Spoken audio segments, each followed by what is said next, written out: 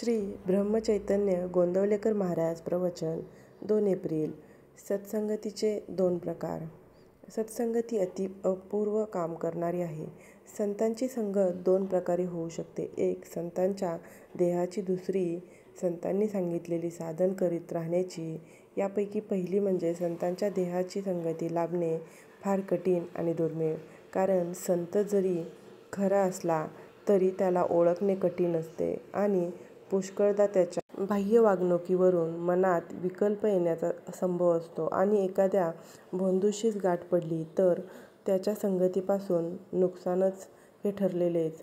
म्हणून पहिला म्हणजे संतांच्या देहाच्या संगतीचा मार्ग हा पुष्कळदा धोक्याचा ठरण्याचा संभव असतो.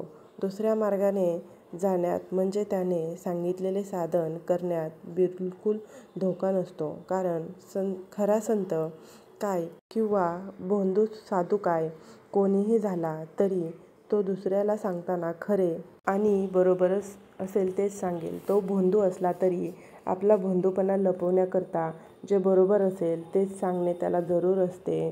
साधकाने शुद्ध भावनेने ते साधन केले की सत्संगतीचा फायदा मिळून त्याचे काम होते. खऱ्या संतांच्या देहाच्या संगतीचा लाभ जर देववशात प्राप्त झाला तर मात्र काम बेमालूम होते. ज्या वाहनाचा आपण आश्रय करतो त्या वाहनाचा वेग हा आपला वेग होतो.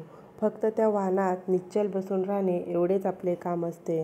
तसे आपण खऱ्या संतांजवळ नुसते पडून राहावे.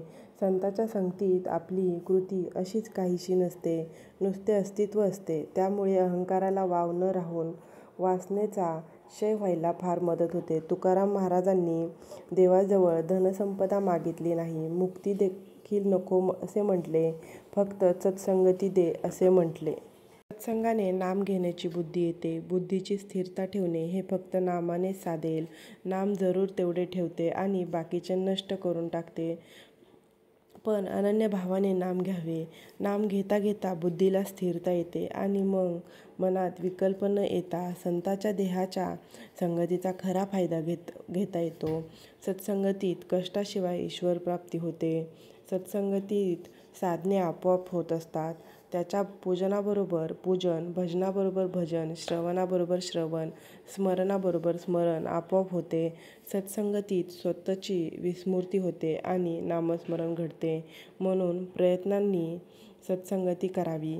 तिथे प्रारब्ध आणू नये. सत्संगतीत राहून नाम घेतले तर देहबुद्धीच्या कोंडीतून बाहेर पडता येते.